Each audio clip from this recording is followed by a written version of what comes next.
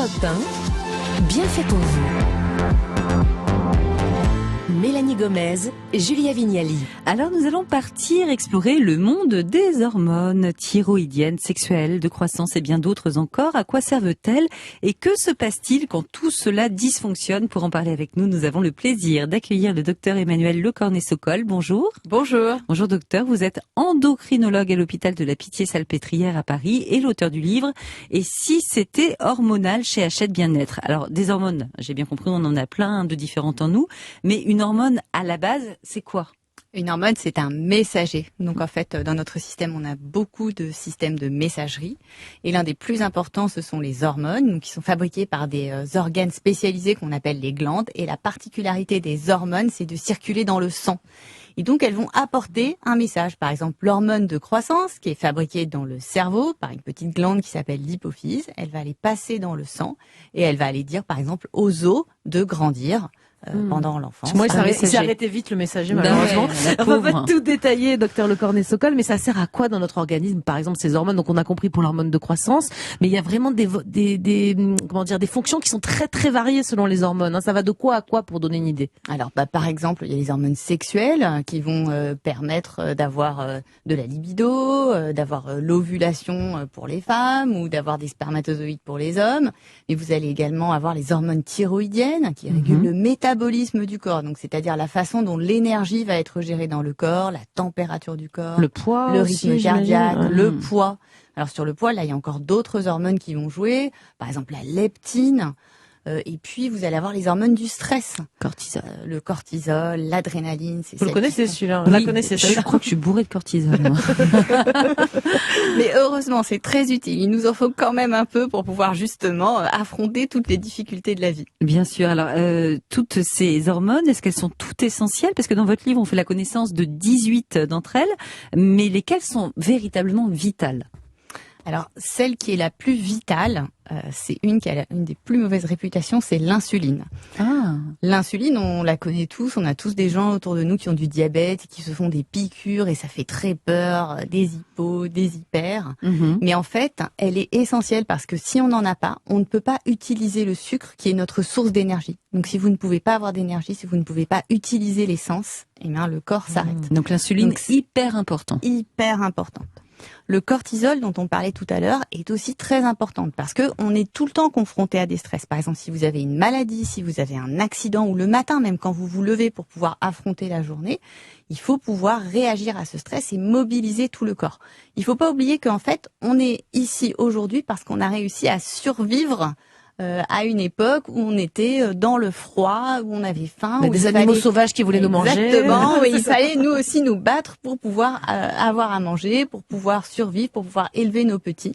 Et heureusement qu'on avait du cortisol alors. Et heureusement qu'on avait du cortisol. Oui. Et il y en a une qui s'appelle aussi l'adrénaline, qui est celle qui nous fait réagir très très vite. Alors elle, c'est vous vous retrouvez face en danger, à un gros lion dans la savane et il faut courir très vite pour se protéger. Bon, on a compris, il y en a de nombreuses, plus ou moins essentielles, plus ou moins vitales, mais au total, il en existe combien dans l'organisme? En fait, même si on va pas parler de toutes, mais c'est juste pour avoir une idée. En fait, il y en a plusieurs centaines dans notre corps. Et on en a quelques dizaines, à peu près une cinquantaine qui sont assez bien connues. Et donc les 18 dont on a parlé, enfin voilà, à peu près une vingtaine où il y a vraiment des maladies qu'on connaît bien, qui sont plus ou moins fréquentes et qu'on peut essayer de soigner et parfois de guérir, ça dépend des situations. Elles sont fabriquées où nos hormones dans notre corps? Qui s'en charge? Il y a des organes spécialisés. Par exemple, la thyroïde qui fabrique les hormones thyroïdiennes, les surrénales qui fabriquent le cortisol, l'adrénaline. C'est où les surrénales dans l'organisme? Alors, c'est deux petites glandes qui sont juste au-dessus des reins. D'accord, dans notre dos plutôt, au niveau des hanches, quoi, on va dire, à l'arrière. Exactement, en forme de chapeau. D'accord. C'est rigolo, elle chapeaute les reins. Les reins, c'est en forme de haricot. Et juste au-dessus, vous avez deux petits chapeaux. Et puis, même dans d'autres organes qui ne sont pas des glandes, a priori, il y a aussi des cellules qui fabriquent des hormones. Donc, par exemple, dans l'intestin, vous avez des cellules qui fabriquent des hormones. Dans la graisse, ça a du bon finalement la graisse quand même. Exactement. Ouais. Des cellules qui fabriquent la leptine, l'adiponectine, qui sont aussi des hormones qui vont contrôler l'appétit. Donc c'est pas que dans le cerveau, il y en a un peu partout. Voilà. Et dans le cerveau, alors on a ce qu'on appelle des neurohormones. Donc c'est des hormones qui vont permettre de communiquer, notamment qui vont jouer sur nos comportements et nos émotions. Dans le cerveau ? dans le cerveau. Bah génial, mais en fait ce que je comprends c'est que les hormones ce sont des moyens de communication entre les organes, c'est ça? Exactement, c'est un espèce de super réseau social. En fait. Très bien expliqué, merci docteur Le Cornet-Sokol. On reste encore ensemble dans quelques minutes, on va faire un petit tour de nos hormones. Vous avez peut-être déjà entendu parler de l'adrénaline, mais savez-vous réellement quelle est sa fonction sur vos organes? Quelles sont les hormones qui peuvent perturber notre libido ou encore notre appétit? Comment savoir qu'on a peut-être un problème hormonal? On va tout vous expliquer sur Europe 1. Bien fait pour vous.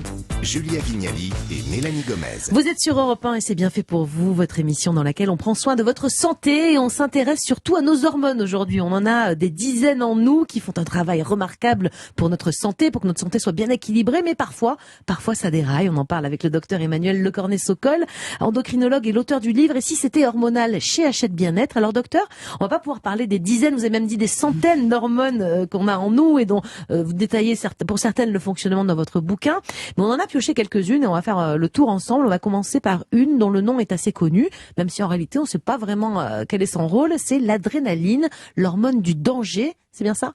Exactement, c'est l'hormone de la réactivité. Donc c'est, je suis sur le point de tomber et en fait je vais me rattraper, je vais avoir des mouvements, je vais être très rapide. Pourquoi? Eh bien parce qu'elle va envoyer des signaux extrêmement rapides à mes yeux, à mon cerveau, pour que tout de suite j'adopte l'attitude pour pouvoir me rattraper. Action rapide, quoi. C'est l'Usain Bolt de l'hormone, quoi. Celle-là, exactement. Vraiment, c'est ce qui fait qu'on peut se retrouver avec un espèce de presque de pouvoir surhumain à pouvoir courir très vite ou s'échapper d'une situation de danger. C'est celle-ci qui est fabriquée dans nos reins, c'est ça? Dans nos surrénales. Ouais, les surrénales, c'est les petites glandes juste au-dessus des reins en forme de chapeau. Et elle agit sur quel organe? Et elle agit alors par exemple sur les muscles. D'accord. Donc elle va faire que les muscles vont pouvoir se contracter plus rapidement. Elle agit sur le cœur, elle va le faire battre aussi plus vite. Elle agit sur nos poumons pour qu'on ait plus d'oxygène qui arrive et qui nous permettent de donner de l'énergie pour pouvoir avancer. C'est quand même une super hormone celle-ci. Mais Super parfois hormone. ça peut dysfonctionner, j'imagine du côté de l'adrénaline également. Je crois qu'on peut en avoir trop parfois. Dans quelle situation ça arrive? Alors il y a une maladie très rare où on peut avoir une petite tumeur au niveau de la surrénale, ça s'appelle un phéochromocytome. Donc c'est une maladie rare mais qu'on peut soigner. En fait, il suffit d'enlever la tumeur et on peut en guérir. Et ça donne quoi, trop d'adrénaline dans Alors l'organisme? ça se donne en fait des crises d'hypertension très très importantes, avec des malaises où on devient très pâle, où on a des sueurs, où on peut même parfois perdre conscience. Mais heureusement c'est très Donc, rare. C'est très rare, c'est très rare. Mais c'est on peut vrai en manquer ou pas d'adrénaline? Alors en fait, chez les gens, il y a des gens parfois qui ont des maladies des surrénales qui sont détruites. Et effectivement, en fait, finalement, on arrive à survivre sans. Donc, parce que en fait, on en a d'autres qui sont fabriqués. On a une cousine qui s'appelle la noradrénaline qui prend le relais, c'est ça? Qui prend un peu le relais, oui. Bon, en plus, c'est une grande arrive à famille, survivre. on est content. Il y a les cousines aussi qui prennent le relais, c'est parfait. On va passer à ma préférée, c'est celle du bien-être, la dopamine. Racontez-nous d'où elle vient, elle est située où, comment elle agit dans le corps. Alors la dopamine, donc c'est une neurohormone qui est au niveau du cerveau. Donc c'est l'hormone du bonheur, c'est l'hormone du bien-être, celle qui fait qu'on se sent bien. Julien en a Donc, beaucoup, je suis sûre. Oui. Donc c'est par exemple, vous prenez un carré de chocolat. Et là, vous êtes envahi de bien-être, donc vous avez un grand pic de dopamine qui satisfait votre cerveau. Donc qu'est-ce que vous allez faire? Vous allez vouloir reprendre un autre carré de chocolat. C'est là qu'on dit calme-toi dopamine, s'il te plaît. Oui, et ben en fait elle se calme et c'est ça le pire. Et donc on va toujours vouloir retrouver la première sensation qu'on a eue, parce que au deuxième carré de chocolat, le pic de dopamine il va être un peu moins important. Et donc du coup on va se dire je vais recommencer. Et hop, on refait un troisième et c'est encore moins important. Et alors parfois cette dopamine c'est elle qui nous entraîne dans nos comportements addictifs. J'allais vous le dire, quand on est accro donc au tabac ou à d'autres substances, c'est qu'il y a des règlements de ce côté-là sûrement. Nos ados, c'est vraiment typique. Alors eux, ils sont soumis à leur dopamine. C'est l'influenceur de l'ado, c'est vraiment la dopamine. Et c'est ils sont hyper sensibles, les adolescents. En fait, ils sont pas chiants, ils sont juste dopés la dopamine, c'est ça. Et c'est drôle, mais comment on peut faire pour en sécréter davantage, par exemple, de dopamine? Parce qu'on a envie d'en être bourré, nous aussi, de dopamine. Je sais pas, vous avez un truc? Il faut faire quoi? Alors en fait, il faut chercher des choses nouvelles. Et c'est ça qui fait qu'on est attiré par la nouveauté, qu'on a envie d'essayer des choses nouvelles. Donc on va pouvoir se doper à la dopamine en testant des choses nouvelles. Donc par exemple le chocolat, tester d'autres chocolats, tester d'autres choses qui vous font plaisir. La méditation, le yoga, c'est des choses qui vont faire du bien, ça. Donc alors après, pour pouvoir contrôler justement toutes ces espèces de pulsions que ça va entraîner en nous. En fait, dans notre cerveau, on a une autre zone qui permet de contrôler, qui est la partie avant du cerveau, le cerveau frontal. Et donc, pour arriver à ce que la synchronisation se fasse mieux, la méditation, la respiration, la relaxation sont des choses qui vont nous aider. Et les laitages à contrôler. aussi, je crois. Quel rapport avec les laitages? Alors là, sur les laitages, on entend beaucoup. Il y a énormément d'études sur les laitages. Il y a les pros et les contre. Je pense qu'il y a globalement autant de pour que de contre. Et je pense qu'ici, on ne va pas arriver à résoudre. Alors on l'a dit, parfois ça déraille du côté hormonal. Et par exemple, il y a certains problèmes de poids qui sont causés par un dérèglement du côté de la leptine. Vous en avez un tout petit peu parlé avant. Expliquez-nous ce qui se passe. Alors la leptine, elle a été découverte à la fin des années 90. On s'est rendu compte qu'il y avait des souris qu'on connaissait, des souris très obèses. Et on s'est rendu compte qu'elle manquait de leptine. Donc on s'est dit, ça y est, on a trouvé le gène de la leptine. Quand les gens ont des problèmes de poids, c'est qu'ils manquent de leptine. Eh bien non, en fait, la plupart du temps, c'est un problème de résistance à la leptine. En fait, plus vous avez du poids, plus vous avez de la leptine et plus cette leptine, elle a du mal à agir. Donc elle est fabriquée par nos cellules graisseuses. En fait, nos cellules graisseuses, c'est pas du tout juste des choses qui ne bougent pas et qui ne font rien. Elles fabriquent tout un tas de substances, dont cette fameuse leptine.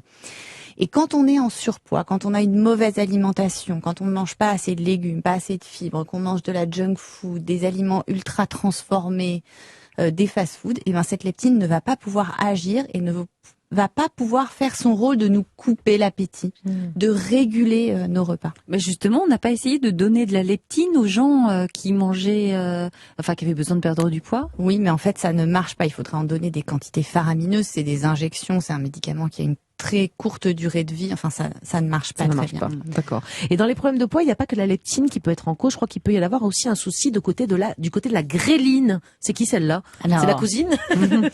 Elle fonctionne un peu de manière coordonnée. Donc, elle est fabriquée au niveau de l'estomac et elle va jouer sur l'appétit.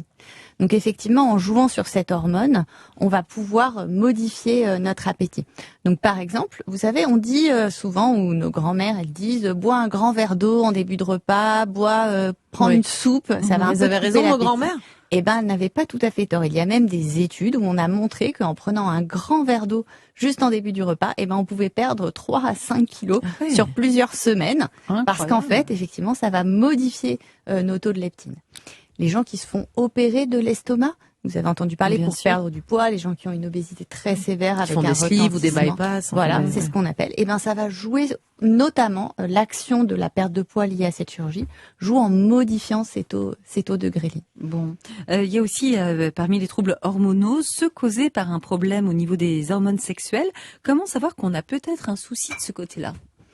Alors, ça dépend des hommes et des femmes. Oui, on va chez les femmes d'abord. Chez les femmes d'abord. Donc toujours les femmes d'abord. Alors la première chose qui fait que on va se rendre compte qu'on a un problème au niveau de nos hormones sexuelles, c'est quand les cycles ne sont pas réguliers.